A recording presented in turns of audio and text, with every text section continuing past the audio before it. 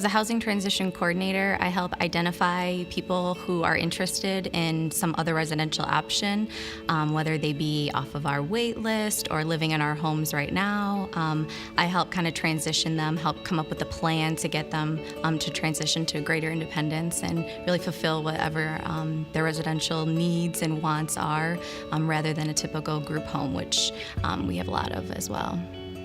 We want to wrap everything around the person that they need, that they've identified, and we do that through POMS interviews. So I'm certified as a personal outcome measure interviewer, and I sit down with a person. I typically don't know them, and I ask them a bunch of questions, and it's really a conversation, not really an interview. And we really get to know the person, their hopes, their dreams, their wants, and then we can move forward. So instead of placing them in the group home that's already there, already has the housemates, we now place them where they want to be and wrap all those services and supports around them, and that's more person-centered. That's what we want to do. A lot of the hopes and dreams that we hear from the people either on the wait list or in the group homes right now, it is a home of their own. It's to be independent, to drive cars, to get jobs that they go to, 5 days a week, not just 2 days a week or 3 days a week. It's really to own animals, have pets. I mean, they thrive. Who would have known that having a pet would make someone so much more happier? And we're seeing that in these. They want the animals. They go out and get them, and their happiness, their excitement, everything is just, it's amazing, and it's a better quality of life.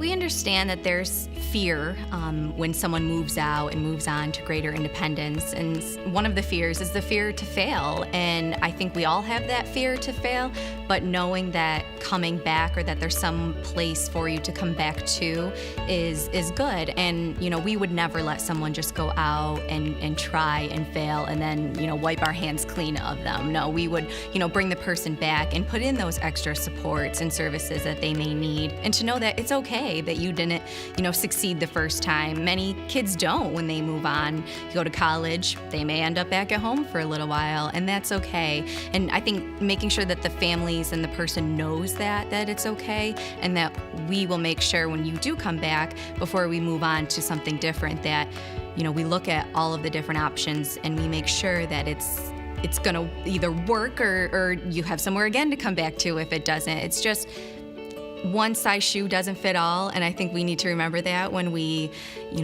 go out there and help these people transition into greater independence, that they may come back, and that's okay. We will just move on to the next thing.